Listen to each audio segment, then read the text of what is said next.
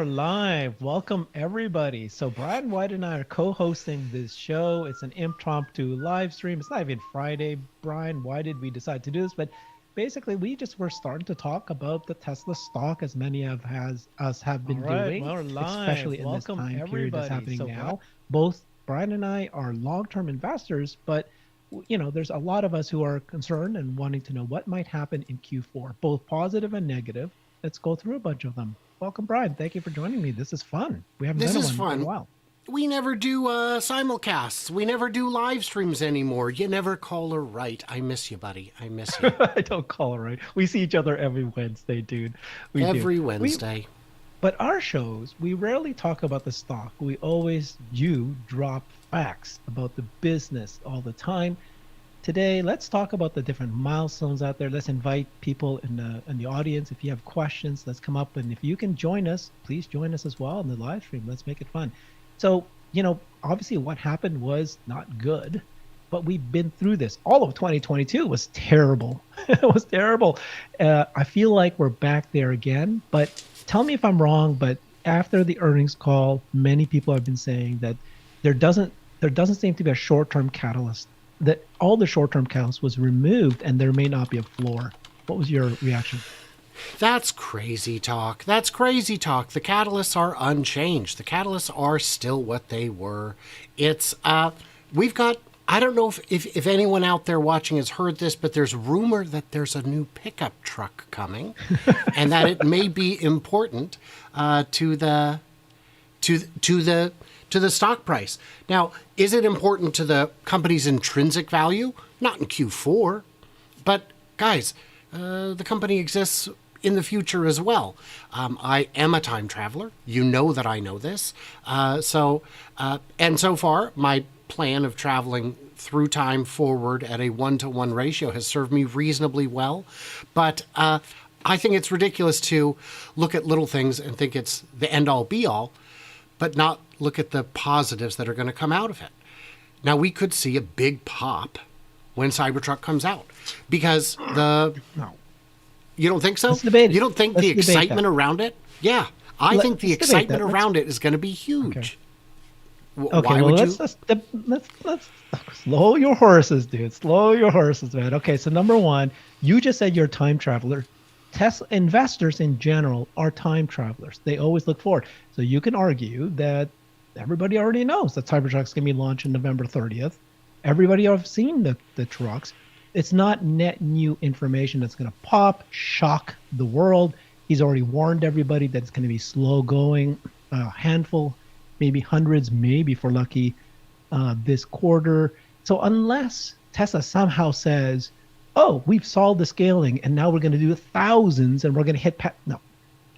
They've already said that we have kind of this limit of, don't expect anything until the 2025. So why do you think, now people are saying, I agree with you on the other side of the argument that, it's advertising on steroids. As you see this out there, people are gonna, is that called the halo effect? So that part I get, maybe have more sales of the Model 3s and Model Ys. But why is the Cybertruck gonna cause a pop in the stock? Why did the Hertz announcement cause a pop? They announced we're going to buy 50,000 cars, which would at the time have been 10% of Tesla's previous year's production. And yet the stock absolutely mooned. It went up 30% on the news. Maybe it's because people just love football player endorsements on television. I don't know. But it was just the start of a new chapter. It was just, we're going to be doing something we've never done before.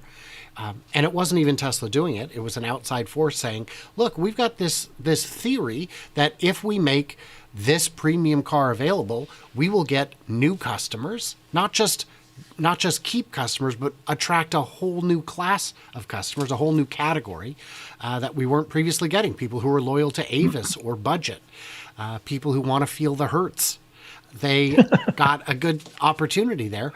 And I would have thought, surely that would have helped the stock. But as much as it did, it was, in fairness, there were a bunch of catalysts that all happened at once.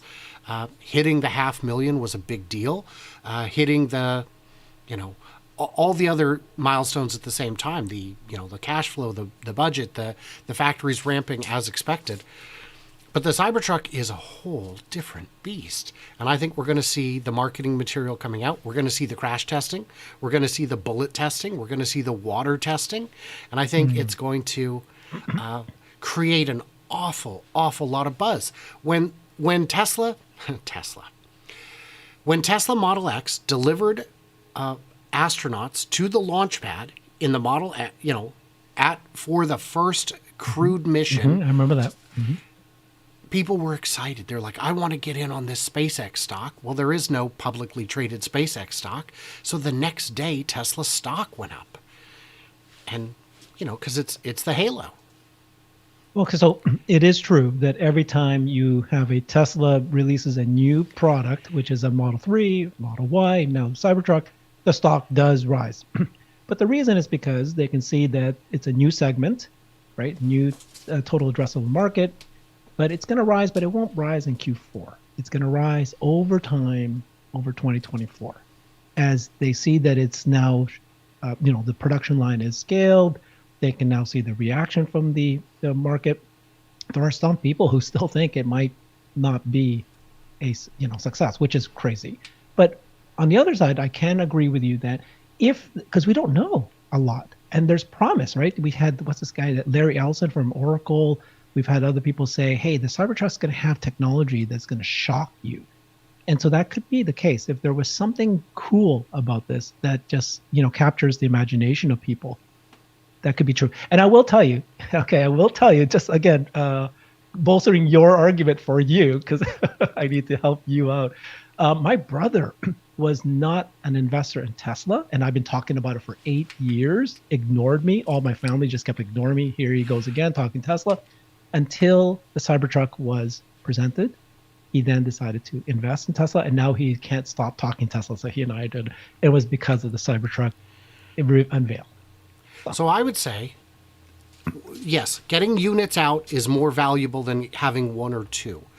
But this is the most visible vehicle that's ever been made. You will not mistake it for something else. And these sightings are unmistakable. So even if they only have 500 out on the road, everybody's going to see one. Everybody will notice it when it goes by. It's not like a lot of the other trucks out there. The last truck that was really memorable in its appearance that I can think of was the SSR, the Chevy one that was a little convertible bubble. And those were a halo car. They didn't sell in very high number. And even with as high as the sales eventually got, I've probably only ever seen 8 or 10 in my life. And most of them were at car shows. So this is going to be, so undeniable in its visibility that I think it's going to make a big difference. I think so. You made a good point there, which is it's not just the Cybertruck needs to launch. It's also that there's capitulation by the competitors. And the truck, not that I don't know much about this, I'm not a truck guy, but apparently in the US, the truck is massively important, right? Huge market. Right. And then they've just announced, Ford said that F-150, GM, they just expanded the strike at Stellantis Ram truck. GM talked about delaying their trucks. And so when there's this realization by the investors that, okay, not only is Cybertruck going to come, they could take over because all of our competitors are struggling at this point. So there are advantages to being the first mover in any space. Ford really tried to do that with the Lightning, got out there, realized these are really expensive to build, and we're not taking sales away from Cybertruck because it doesn't exist yet. We're taking sales away from ourselves. We're taking sales away from our other vehicles that are more profitable at our own expense. We've seen layoffs at the Lightning plant. We've seen the Silverado has been pushed back by a full year. You were saying that, what is it, the Kansas? No. There was an expansion to the strike at Ford that I think now impacts one of the Ford truck lines. The Ram line is now striking. So just like during the pandemic where we saw other car companies struggling, while Tesla refused to cancel their orders and went full steam ahead, this could be another one where we see Tesla getting ahead through an unforced error in the competition. Because Tesla will be taking away sales from the legacy guys, and the legacy guys will really have to step up if they want to get sales back from Cybertruck. Yeah. Again, okay, it has to be something net new info for it to pop in Q4. And the sales you're talking about it'll take 224 somewhere halfway there, a second half before somebody will notice that those numbers are going down and ours going up, something like that. So here's one that could pop the stock. Buck Brinson says that I believe the next big pop will be when an OEM announces an agreement to license FSD. So we've heard, somebody like Jeff Lutz, who's been on my show quite a number of times, he says that he believes that this could happen in FSD licensing, which is really shocking because he's very conservative usually. So let's break that down and talk about that for a little bit. So I'm usually the optimist. I'm usually the one going, oh my God, I can't wait. He announced that there was an early discussions of an FSD licensing in the last quarter earnings call. They did not say anything this quarter, right? And if it was, where would it be? So as I talk to people, they think that it needs to be in the US because it is where FSD has been used the most. You don't have FSD approved in Europe yet or China. And so it needs to be in the US. But the problem is the three big automakers here in the US, they're in the middle of a union. They're not going to go and talk about a licensing to FSD at this point, number one. Two, some people believe that you need to have FSD kind of like FSD 12 come out and a little bit more confidence that this is now a step change above what we've been seeing before anybody would do a licensing. And then three, we've had Alexandra say that there's a new Nissan minivan that they came out and said is a robo-taxi kind of ready product, and that maybe Nissan makes more sense that they would announce the partnership with somebody like that. And then would they do it in China? Would it be one of the Chinese automakers that would say we've got a partnership with Tesla? I don't think so either, and certainly not the European ones. So what's the likelihood in your mind? I'll go more bearish than you on these because I don't see FSD being licensed to anyone until it is done, until it's completely done. They could license Autopilot. I think that would be a good choice, maybe with an option in there to expand it as it makes sense. Tesla does have a very low power consumption kind of system that's highly effective, even when it's just being used for forward traffic collision warnings and whatnot. So but I don't see the other big problem is, as Sandy Monroe likes to point out, the legacy guys suffer from NIH syndrome, not invented here. And if we didn't invent it, we don't like it. And that only goes so far. I mean, we've seen these companies buy whole cars from each other and rebadge them, but I don't see an announcement on licensing coming this year. There was a comment on here I wanted to mention. Let's see here. There was this is an important one. Let me pull it up. It says, the fundamentals are what matters long term. Random overpops that draw back down don't matter unless you're a trader. And I would agree with that. Mm-hmm. We both agree with that. But yeah. No, but people do watch the stock daily and enjoy watching it. And then Matt Senkow said, when Legacy tries to ramp up again after the strikes, we're going to have round 2 of, oh no, the supply chains, you guys. The supply chains are the problem. So, yeah, we'll see about that. Because they love their excuses. Yeah, we set this up with both of you and I are both long-term investors. We both agree with that. We're not following the stock on a daily basis. And the reason why we're bringing this topic up is that it's just this is it different what happened after the earnings call? Do people feel like there was all the rug has been pulled and there's no more catalyst for this quarter? And so if you wait long enough, 6 months longer, this will all be forgotten. Not a big issue. Totally agree. But is there a floor that might happen in the next 6 months? Well, still talking about the upside, we're going to start seeing what Model 3 refresh numbers look like in Europe and China before the end of the quarter. The China numbers are tell me about that right now, Brian. So Sure. they just announced that Model 3. We call it the Plus, right? It's the Model 3 Plus. Previously, the Highland was the code It's a name for code it. name. Hmm. So just 2 days ago, we saw that they were now being delivered in Netherlands, in Germany, maybe even Australia, but multiple countries have now said that they've received it. So that was a shocker to me that they're actually distributing it to multiple countries. I thought it may be just Europe first. Tell me what's happening with that. So the different countries have different rules on what you can do to sell a car. Hey, we got one more in here, real quick. The In Europe, they have to go through testing. In China, they have to go through testing. And so in all those cases, they have to figure out what they have to do to get it certified for road use. In the US, uniquely, manufacturers get to self-certify, which is very strange.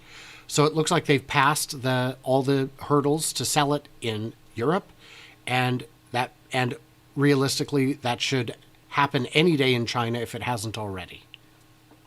Okay, so Sat, welcome.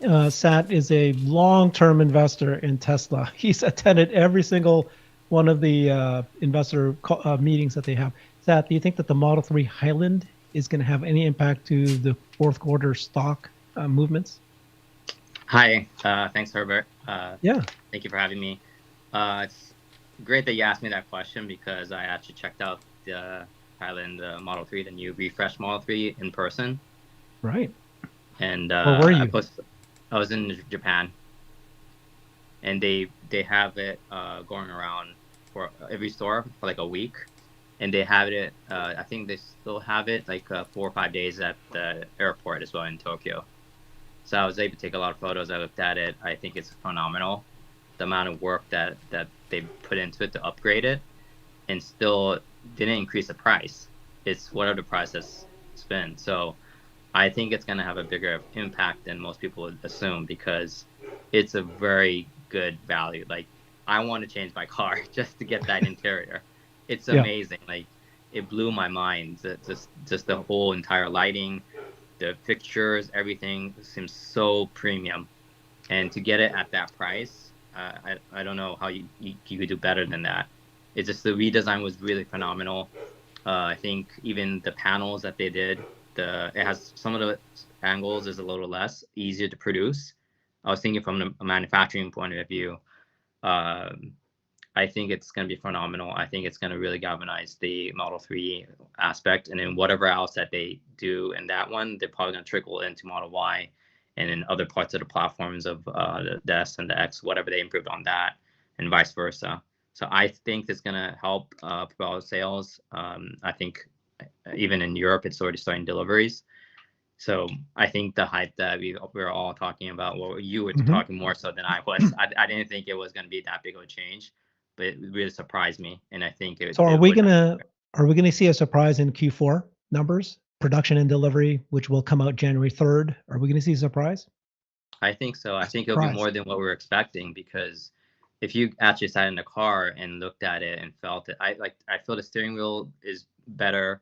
Uh, just the monitor thickness, it just feels more firm and it's just better quality.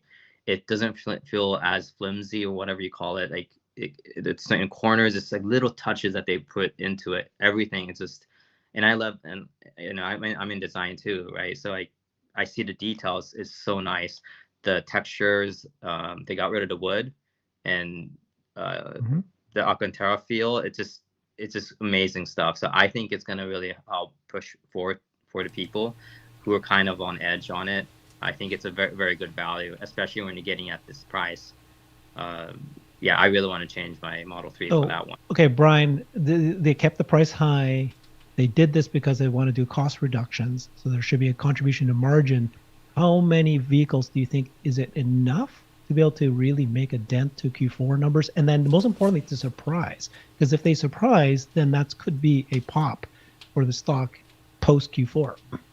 So because they don't break down, Tesla doesn't give us the depth of data that would give us a great answer.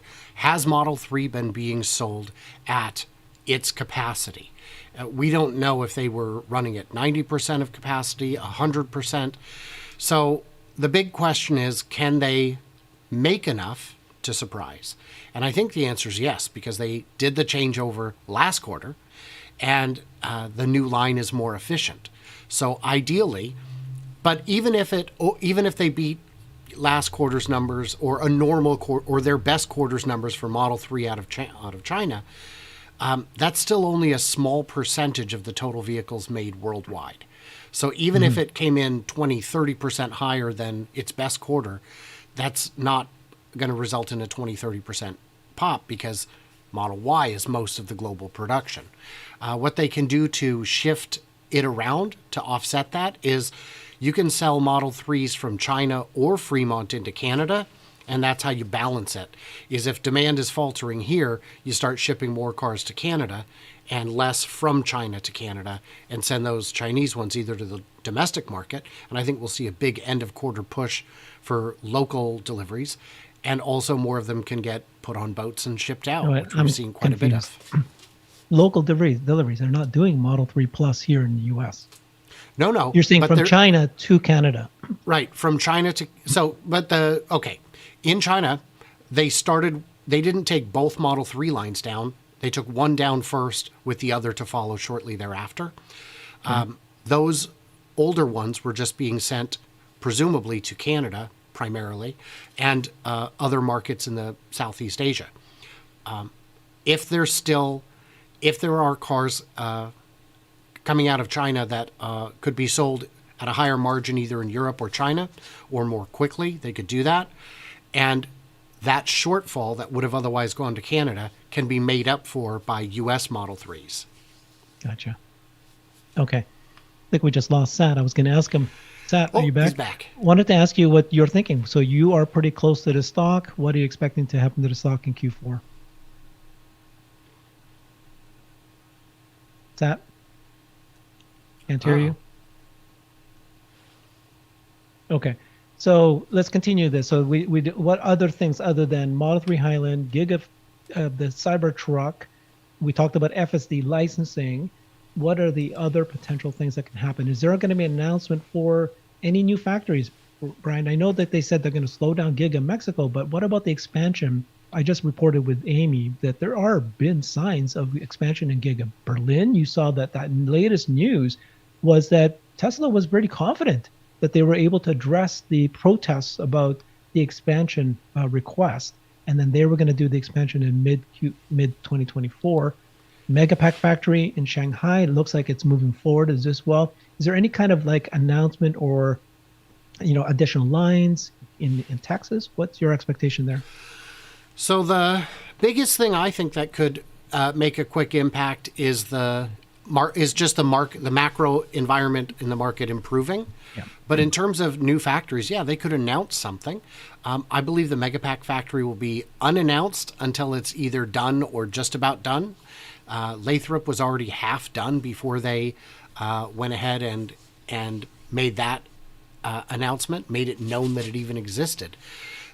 Those are things they could do to time the market. They can schedule those announcements when they want rather than when they must.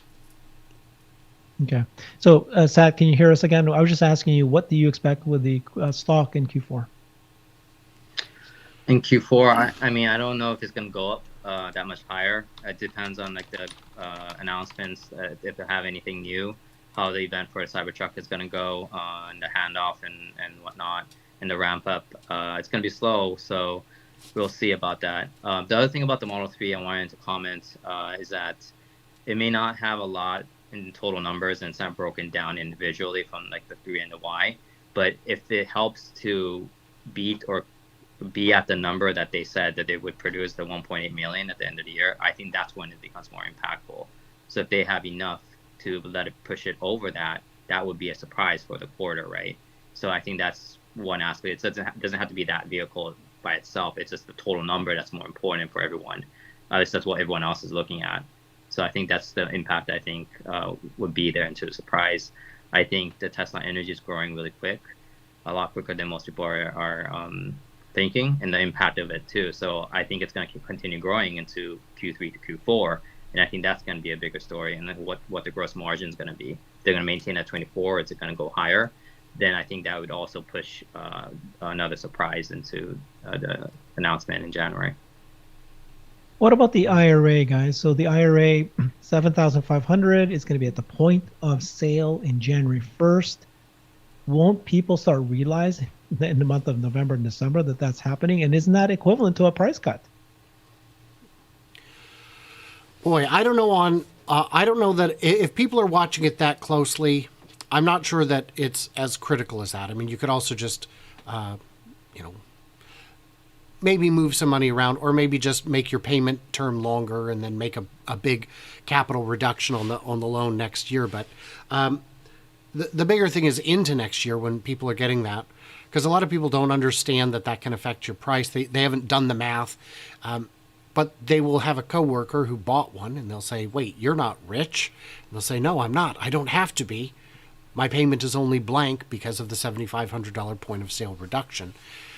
It would be nice if that were somehow communicated from a central perspective. I don't know, maybe make a video about it and put it out on television. I don't know. I'm just thinking out loud here. I don't know about that, but I'm talking about Tesla investors. Investors are ahead of the game. So if they see this coming, you know, yeah. Well, it's also the holiday season, so typically the Q1 is not the highest producing selling quarter. And you have the Christmas bills coming in, so I don't know if it's that necessarily gonna, maybe it offsets it for some people, but I don't think they're gonna be like, oh, let's go shop in January when you have just an entire couple weeks of holidays from December. Right. So I got a question on my side. Will the profitability of Cybertruck slow its ramp? Slow its ramp. Tell me why that is. I got a couple of questions here that was very confusing to me. This one says, Can we talk about the elephant in the room? There's at least 4 Tesla customers reporting $98,000 price for the Cybertruck.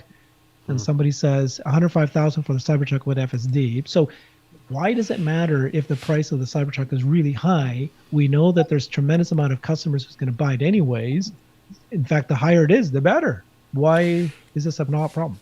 Well, the first thing I'd say on that is that's a rumor, and it was one rumor, and then a few other people. I haven't seen additional reports of it, but if none of them are known people, it's not real until you show otherwise. There were too many red flags, and one of them was that 7,000 price is not locked in on FSD for everyone. Yes, it is. Yes, it is. That was the whole point. That's a bold claim that requires bold proof. And saying, well, I'm not going to say who sent me this email because I don't want to sour things with, buddy, you're not under an NDA. Get real. This isn't real. But if the price is high, it's high. That's just it. In response to this question about profitability slowing the ramp, it's making the mistake of thinking that they're being sold at a negative margin. It's the cost of the equipment being amortized that's going to negatively impact it.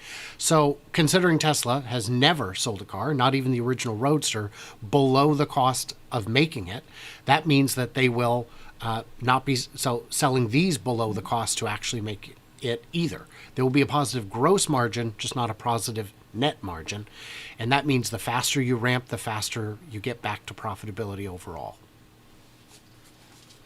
Yeah. What about you, Sat? Anything else that, please share anything that could be a surprise in Q4, or basically you think it's going to be flat all the way until next year, right? The thing about the ramp up for the Cybertruck, I think also breaking it down a little more, and I think it's interesting. I was reading the biography, and then I saw it live, right, from 2006. I saw it live, and then I'm reading the book and hearing the behind the scenes of it, and how much Elon's focus on cost is. So when you're absolutely right. Like he's not going to make a vehicle that's going to be losing per unit. It's going to be produced with the COGS being lower than the price. That's for sure what they're going to do. So whatever the price is going to be, it's going to actually be a profit for making that unit. It's just you can't make it profitable, quote unquote, by the financial terms, because you're ramping up the entire line. So when you break that cost of the line in, then it's not there yet. But this is specific too. Like I remember specifically at the shareholder meeting when Model S was ramping up, and someone had asked the question, when is the break-even point? And straight up, no split second wait, Elon said 8,000 units. So they already know exactly how many units to get to the break-even point for that platform. So it's not like the other OEMs, which I'm kind of more concerned of. They can't produce a unit that's under the over the cost and install it. Like the cost is overrun. And I saw some of the analysis that's like it's crazy over. Like you can't. It doesn't matter how many you ramp up if you're losing money on per unit. So I know the Cybertruck is going to be produced with the right cost and it's going to be the right price. So it's just a matter of ramping it up to the units that they need to break even and so-called the volume production, standard or whatever number that is going to be. So when they get to that point, it's going to have a positive effect on the financials, no matter how small it is, because every unit's going to be profitable. You're not going to have that problem with Tesla. And that's the thing. All the other OEMs can't make a profit on the EVs. Till this day, they're still losing money on it, or their specs are really low, like 200 miles or whatever. That it's a completely different kind of segment.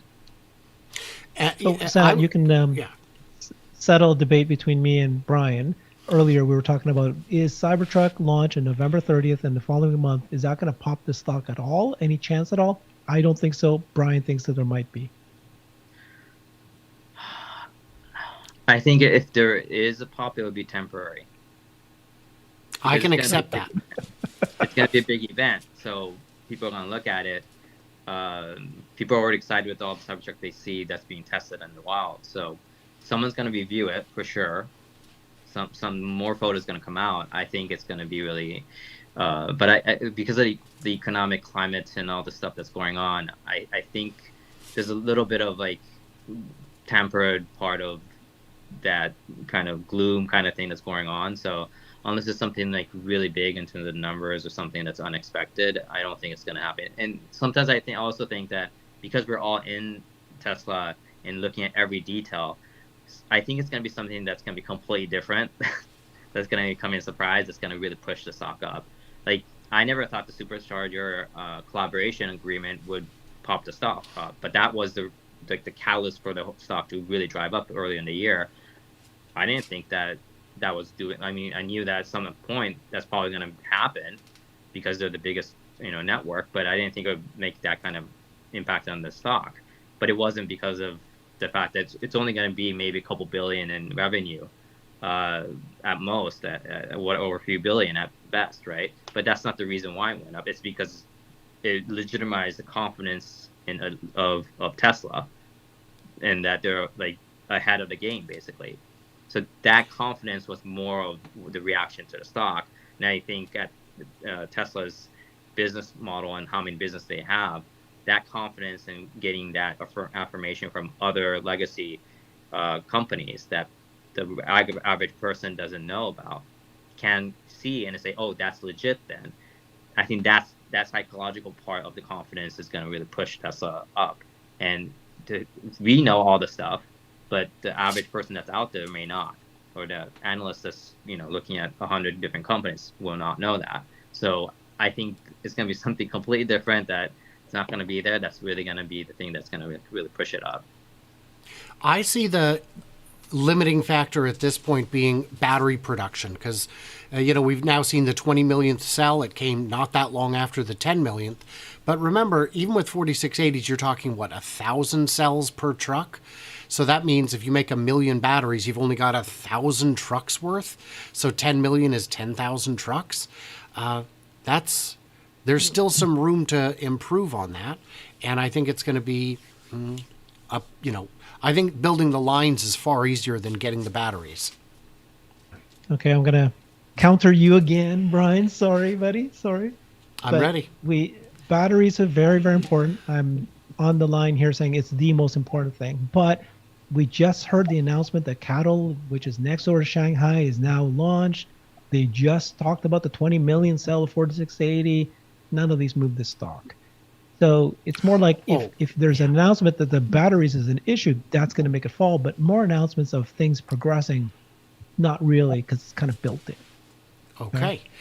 Now, what we haven't talked about yet, AI Day 3. Yeah, so I got a couple. Go ahead. Yeah, let's do that. AI Day, and the other one is FSD. Okay, let's talk AI. So you said earlier, which is true, right? Obviously, any improvement in the macro, that's going to pop the stock for sure. But if macro stays the same, there has been an AI boom. despite a terrible macro, many companies' stock has got popped up. Some people don't think that Tesla's been properly valued for its AI, especially when they announce all these supercomputers that they're doing. Is there any kind of potential that people will start recognizing that Tesla is an AI company in the next 3 months and then start making the stock move? What do you guys think? I'll let you go first. I think when the V12 release will probably have a bigger impact with that line of thinking. If V12 comes out and it's really phenomenally better, I think more people will be looking at it as progress in the AI sector, and that's making a profit. As FSD has always made profit. So I think the V12 coming out, if it does come out in the next 3 months, I think that would help push it up. If there's any progress in terms of the robotics stuff that's going on with the Optimus bot, I think that would also help. So I think it's not like they're not working on it just because they don't announce it.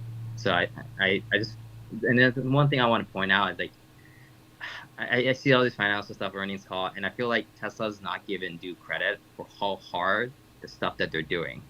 And so, 20 million, sell, it's just, that's a phenomenal accomplishment, because that thing is really hard to produce. There's a reason why none of the other OEMs are doing it. So I just want to put it out there. I think that's fair. I would say AI Day 1 didn't move the stock. AI Day 2 didn't move the stock. Battery Day didn't move the stock. And Autonomy Day didn't move the stock. So it could be that we're in a different market now that people are watching NVIDIA and all the other AI players. They could be more sensitive to news from this front.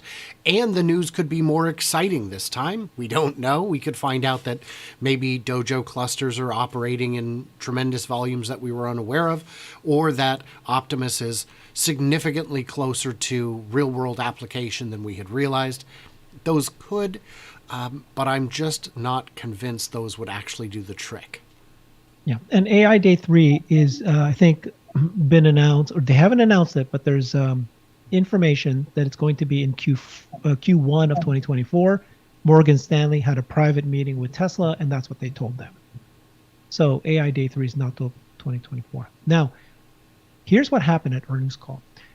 Elon punted the question about, is bots going to be in the production line in 2024? And he said that I think that there might be best to wait for a demo. I think that there's a demo about to come. And that could be, in my mind, if there's any surprises in Q4, it could be the demo of the bot. Because of a couple of reasons, right? One, it is referring to the progress for AI, which we just talked about. And then two, it's just something that, we've been talking about what kind of chat GPT moment needs to happen, either if it's FSD or the bot. This could be the thing. When people see the bot doing, tasks that it shows that it's actually very viable in a production line now, that could get investors going, okay, this is a bot company now. Right now, they look at it, they go, oh yeah, Boston Dynamics can do that. They're not recognizing the brain. And so if they can demo that this brain can do something, that could really ignite it. And so I think that there's going to be a demo. That's why he punted that question. A demo would be exciting. I don't know if it would move the stock. And a lot of us are so deep inside of this that, we'll watch 4-hour technical videos and then go back and watch them again because there was too much to digest, and then watch 5 videos examining it so we can actually wrap our heads around it. But people on the street, if it doesn't fit in a punchy headline, it's not going to sell. No, I disagree with it. I'm telling you that of anything that Tesla does, it's the bot that's going to capture the imagination of the public. Even if you see a car driving itself, that doesn't seem to make anybody excited. But if you see a bot doing things, that's the thing that could make it happen. We need you again, Sat. Break the tie here. Or it's not a tie, but... Well, I think there's a video that is actually showing tasks that they can do, which, well, to be honest, like, the progress from the first video to the second video is already huge. And one thing I noticed in the factory tour is that the first video of the bot, I didn't think it could water the plants. The second video, I think it could water the plants already. Exactly. Yeah. So I see that progress. That's huge progress. If he's doing yoga, he could walk and water the plants. And I think that would be the first task in the factory, right? It's like it's I asked, is it live plants in the factory? It is live plants.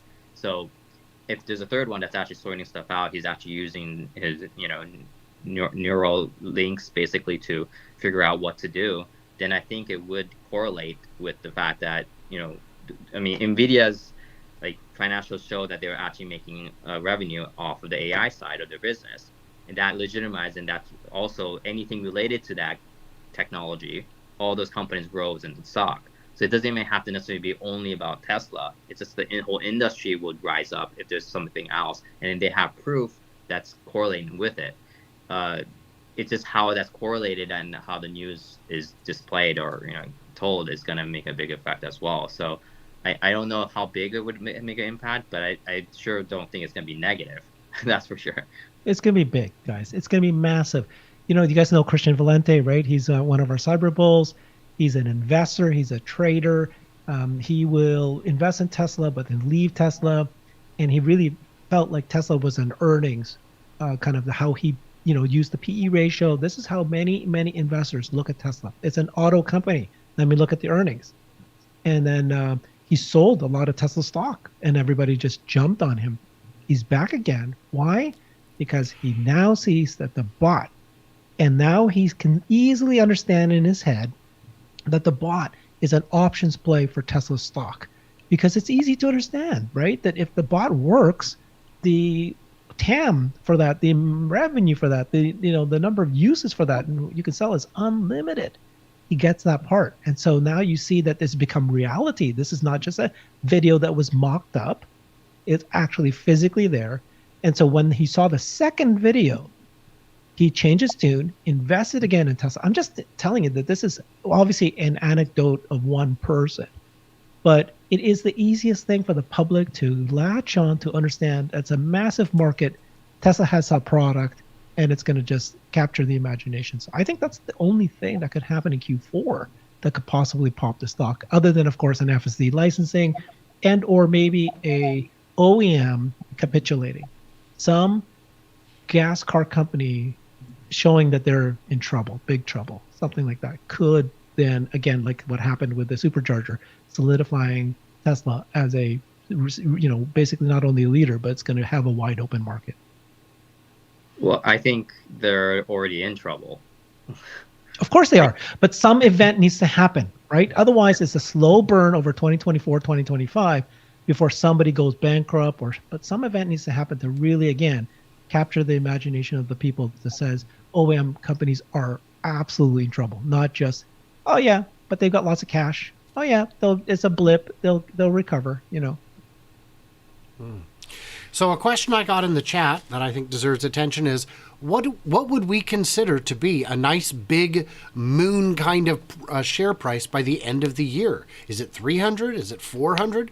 What would be like your best, most exciting case for the stock at the end of just not that many days from now? Well, you know how things have changed, right? We're now at 220, whatever it is. I try not to look at it. I think if we just happen to get back to 300, I'd be very happy by the end of this year. Certainly, I was hoping it was going to be over 300, but now it's really just anywhere close to 300 would be so wonderful for me. Yeah, it looked like it was going to go back up. I was looking at it, that it was on track to go to 290, and now I don't know if it's going to even make it to that anymore because the climate's changed. People reacted negative to the earnings call. I have to say something about the earnings call. I feel like Elon has always been very optimistic on the earnings call, and there's only a couple times he's actually a little bit more gloomy or a little more realistic in some sense. But he's being honest. He's being as honest as possible as who he is, and then he gets docked for it. And then you go and hear other autos like earnings calls or company that's not doing well. They make this picture of like rosiness that's going on there, and in reality, it's nothing like it. In reality, the financials are nothing. Like there was one post on GM's financials, you could barely read it. Like they had to go to that kind of like shenanigans. So I feel like people are reacting really negatively. It's like no, it's kind of normal. Like production, how's normal? So I don't know why the announcement's there, it's finally being executed and being made. I think it's a positive thing, and I think it's very good that he's being cautious about certain parts. He was earlier in the year. He was correct about it. People are like, oh, he's sandbagging the 1.8 million. No, it's just there's other factors, and there was economic factors and wars and whatnot. So I think he's being really actually pretty prudent about the situation, just like in the beginning years of Tesla, even in SpaceX. And that's the reason why he's successful. So I feel like people are getting away from what actually running a business is going to be like when you have new products on the line, and then just looking at the numbers and the financials, which it's important, but that doesn't tell the whole story. The most important part is like how you're managing it. So I feel like there's more positive stuff that's actually there, but people don't want to see it because he wanted to lay it down to be more realistic about the situation. And people always told him, "Oh, you're being too optimistic." And then FSD was too optimistic, and people would hound on him. Now he's being realistic. It's like, "Oh no, you're being negative." It's like, no. It's like, what do you mean? He's being as honest as he can be. So I feel like in the Q4, because of people's reaction like that, I think it's detached. And I don't think if people are looking at, and a lot of times then analysts are talking about numbers and deliveries, they're looking at like a car company. It's not a car company because you can't arrive to today's evaluation of Tesla, even today, to say that's a car company. You can't. You had to put in all the 5 other major businesses and other ones that they're going to start doing too. So I feel like the negativity is just part of the whole climate. And I think that's why the stock is, getting hit with it, which is good for people who want to buy. It's a discount. That's what I want to do. But unfortunately, there's this discrepancy. I don't think it's fairly valued at this point. Over or under? I think it's under. I feel the same, but we're all a little biased here, I think. You're absolutely right. If they were selling 10 million cars, 20 million cars, these prices would likely still be too high, because you could say, well, right, but they get a better margin than Toyota, or Toyota gets great margins, by the way, but all the legacy guys tend to struggle with their margins. But when Tesla's at 10 or 20 million, it is likely the others would be catching up as well, and that there would be margin erosion at that point. And I would say that, yeah, it is kind of a difficult place to be in, where you're trying to find $500 billion or $1 trillion in value when everyone else is topping out around 100 billion. So but these other lines are coming online. We're already seeing some analysts assigning value to Megapack, which makes sense. It's churning substantial revenue, and it's only growing. And we will see other lines coming on, things like FSD, Robotaxi, bots, hopefully. But all the others too. Solar is absolutely the forgotten child, but that's kind of another matter, and I don't see solar doing anything to the stock in either direction this year for sure. Okay, so let me bring up. Yeah, go ahead. Do you see any improvements in gross margin in Tesla Energy, or making more progress than that? No, it's gonna be huge. Well, the thing. So Tesla Energy is a couple different things. It's selling the physical products, but it's also auto bidder and owning them. In terms of selling them, I don't see the margin improving, because even with a 2-year backlog, they continue reducing prices to match their cost of goods sold, which to me is a little surprising. I would think they would want to move more out the door, but I think they also want to show good faith to these big buyers and say, look, we're not gouging you. We could, but we're not. 25% is enough margin for us on these very high ticket items. So I see the margin on Megapacks remaining steady for the ones they sell, and of course increasing for the ones they keep for themselves, like the one in Texas that was codenamed Gambit Energy, which is operating to the east of Houston, I believe. And then there's also the Megapack installation at Giga Texas, which will be switching on soon, and it will begin arbitraging energy on a daily basis at outrageous margins, I assume. So those will see high margins, but the sale of them, I don't see that margin expanding. Okay. Yeah. I'm going to bring back the topic of bots, because I think that bots is going to be the thing that's going to happen sooner than most people. So I'm going to show you this one tweet from George. Says, did you know Amazon is testing the Digit humanoid robot already? So yes, I did a whole show with Scott Walter, with many shows on Digit, Agility Robotics. They have the very first manufacturing facility in Oregon that's going to hopefully produce 10,000 bots. They just dropped this video showing that in Amazon there's actually Digit robots. Now this is a humanoid, but it has pinchers and it doesn't have a brain. It can do pick and place. It can grab an item and move it to another area. So I think they purposely dropped that video because they want to, again, beat Tesla to the punch. I think that Tesla's going to come out with a video showing the bot. The bot is here. They were waiting for it to build and scale, and he said that he thinks maybe November or December, that's when they'll finalize the actuators. But the bot can already do work in the factory today. And again, we're not saying that the bot needs to be sold to any retailer that you can buy to do your laundry or dishes. It just needs to do pick and place. Grab an item in one place and move it to another. Okay. People don't understand that those industrial robots that exist in thousands of almost every single factory, they can only do pick and place, but it has to be a specific, perfectly located place where it grabs it and needs to be put in exactly the location where it is. I did another video with Scott Walter, who co-founded 2 robotics companies that are those industrial robots. That's what he's done his entire career in life. There's a place for the pick and place for an industrial robot. There's a place for a human robot who can grab an item in what happens to be some different location at each time to put it in another location that happens to be different each time. And there's a place for a humanoid robot that has wheels. And there are thousands of jobs that can be done in Tesla's factories today that can do a humanoid robot today. So it's okay that Digit is out there. Digit is fantastic. It's going to have a successful business and it'll grow so much, but the market for bots is so big. And so I think that when Tesla shows that this humanoid robot is actually already working in their own factories, they're not needing to sell it, in doing some of these things, even though they don't have revenue to say, they're going to be able to show significant amount of reduction in cost for their own cars. It's going to be, you can start translating this to what is the margin reduction, cost reduction, because they're using bot. And then the biggest sentence that he said at that earnings call was when he said bots making bots. So this Digit, Agility Robotics, has zero experience building a factory, has zero experience creating a manufacturing line, and they don't even have a brain.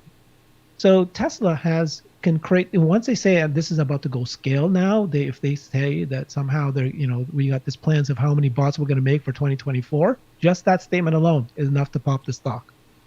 Then they show that it has the brain that can do things. And then when they go bots making bots, at that point you realize that not only can they make thousands of these, hundreds and thousands and millions over time, but if bots can make bots, no one can catch up to them. Like even if a big giant company who is a manufacturing firm creates the scale this as Tesla does, but if they don't have fingers and they don't have the brain, bots can't make bots. You can't get that Digit making other digits. And so when you have bots making bots and you have the scale that Tesla has, the cost of producing these bots are so much lower than anybody else that you can't. Anyways, this story is going to come out. And it may not happen in Q4, but I'm just thinking that's the only story that can ignite this really doldrum, at this moment of, if we're thinking of Tesla as just a car company, this could make the difference. So I think the neat thing with the bots is that the minimum viable product, in order to put it into commercial application, is vastly lower than anything else. Yes. Because you can create narrow use cases where it's flawless, where it doesn't have to be able to change a diaper or cook dinner or vacuum stairs. But if you need it to vacuum stairs, that's one thing we can make sure it can do. And that's something you don't get with FSD. FSD has to work everywhere. So this is my point earlier, Brian. Let's break this down, okay? AI, in January of this year, 10 months ago, if you ask people, what's the likelihood that AI is going to be able to beat, the best lawyer, the best doctor, it's going to be able to do the Turing test this year?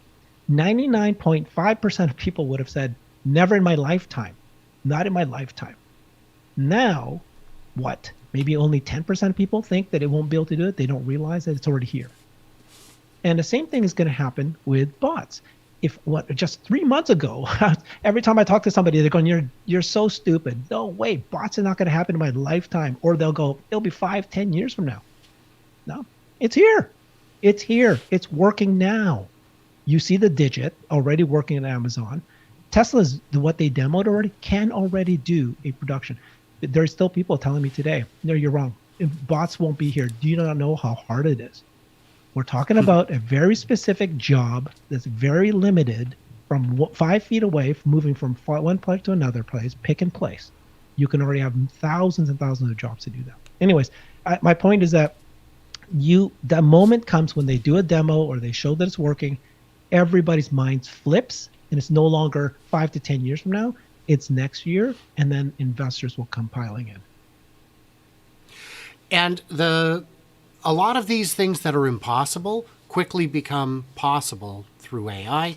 You look at image generation from a year ago, and it was hilariously bad. It was, 8-fingered people and the incorrect number of eyeballs. And now you look at it, and it is breathtaking. The people look real. The settings that you design can look as fantastic or poor or plain or anything you want, and it works already.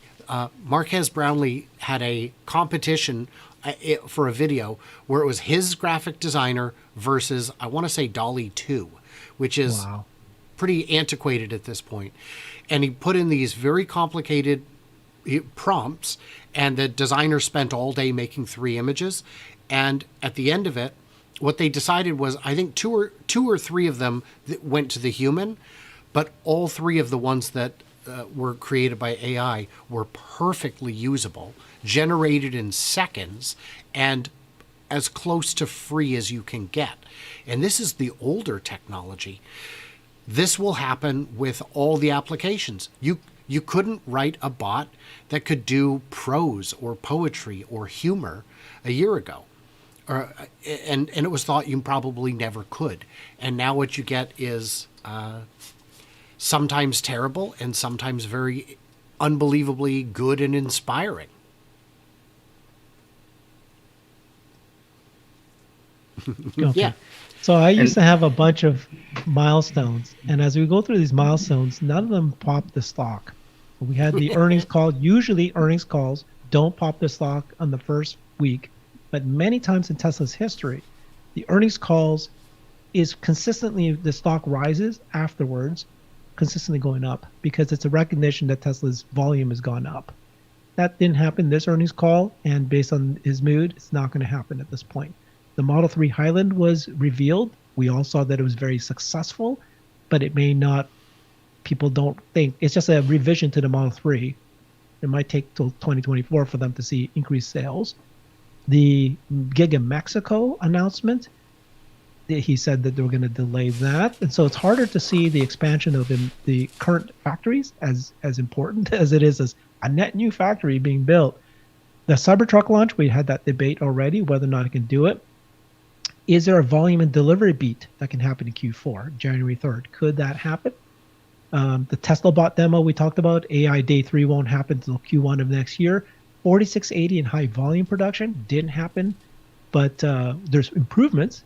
But again, it seems to be a slow improvement. It's what people are thinking. There's not going to be a gigafactory announced this year. Tesla Energy was reported this year, which was fantastic that we see in Q3, and a meaningful contribution. Didn't pop the stock. FSD, OEM licensing, that has to happen if that happens, but it's a bet. And then the IRA. So I don't know. We're running out of year is the problem, and all of these are known. I think the biggest factor could be the thing that we don't see coming. It has been in the past. The Hertz making their big announcement was out of the blue. Ford making their big announcement that they were going to adopt North American charging standard as theirs was just the beginning of all the other dominoes. And while Tesla saw it coming, we didn't. I mean, we all assumed it would eventually happen, but the announcement came as a bit of a surprise to me, and that did change things for the better, I would say. Herbert, do you have the App Store as one of your highlights? No, I mean, we talked think about that- it at a previous show with Brian. Just now, we did. I'm going to be launching that show in a couple hours. We talked about the App Store, but there's signs that there's App Store kind of elements in the Tesla screens in the cars. But why would that pop the stock? Because yeah, you tell me. Well, I don't know if it'll pop it there, but it would definitely identify another business stream, revenue stream that wasn't there before. And that's being legitimized by other game companies to say that we're going to contract with Tesla. And that's why I think it would have an impact, because of the confidence of the other companies willing to work and then put a lot of money behind it to work with the car. So I just think of it like Apple has 20% of the market, but it has 80% of the revenue. It's not because they sell more units than the other competitors. It's because people buy more inside the phone and related to the phone. So, and their accessories business have grown huge now. Their AirPods and the Beats headphones and whatnot. So I think there's that aspect of it where I'm trying to look at it from the perspective like what other companies are going to collaborate with them, and then their news becomes Tesla's news rather than Tesla making another announcement or something different that we don't know about. I think it's being more about other companies making an announcement, working with Tesla, or in relation to that industry. That's going to be more of a surprise thing that would galvanize it. Yeah. So I ran a poll to see what the viewers thought the stock would be at the end of the year. 62% said between 200 and 300. I think that's probably the right answer. 21% said 300 to 400. 12% said under 200, and only 3% said over 400. So that's, I don't know. I think that's a pretty good. 12% said under 200. Yeah. I mean, Yeah. it's flat now. We're basically there. And Yeah. if there's no news, even if they do an interest rate pause, that's not going to do anything because interest rates are high. They need to bring it down before it impacts Tesla's high asset sales. You know, another thing that could boost the stock would be Tesla financing. Unfortunately, so there's this confusing thing that happened, right? So in the earnings call, did it not say that there was a partnership with a financing arm? They mentioned something like that. But then at the 10Q that dropped, Alexander Mertz pointed out that Tesla deliberately drew down their financing because they don't want to be on the books if customers can't pay. You can have a partnership where you're just doing the one originating the loans, packaging them, and moving them out. So, for example, when you get a mortgage, the bank if you go into a Chase bank and get a mortgage, they will write the loan, but they will not hold the loan. And even at Washington Mutual, where I worked, we would service the loan. So you would make all your payments to Washington Mutual for the life of the loan, but they didn't hold the paper, the underlying paper. They would instantly sell it, get it off the books, because fixed rates in a variable rate world in which we live is risky. And banks got really burned in the 80s when they were sitting on a bunch of mortgages under 5% and rates had gone up to 15. Banks failed over that. So they would no longer touch them, which is why they would secure them. So Tesla could be doing that. They could be the originator of record, but not the holder of the underlying security. If they can promise that the monthly fee goes down because they're going to, do an 8-year loan financing partnership, that is equivalent to a price cut without the price cut. And that would be possibly something viewed significantly, but doesn't sound like that they're going to do this. I think that's correct. You do see a lot of companies will do those introductory offers of 4.99 whatever 0% financing just through the end of the month. That's something they could do, and they don't have to pay the entire interest amount. It's all done by equations. Most people will not keep the loan for the life of the loan, but many will. It's just literally they would just be prepaying some amount of interest on your behalf to get you a rate of 0. And if we need a demand lever. That's one that I suppose exists that you could do. And it wouldn't be as necessarily as painful as a price cut because it wouldn't affect cash buyers, and it would only be on the amount of money borrowed, not on the whole purchase price. So it would be potentially cheaper than just discounting the vehicles outright.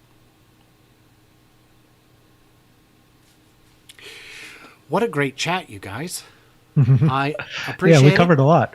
Yeah, and I do want to thank everyone in the chat on my channel, everyone in the chat on Herbert's channel.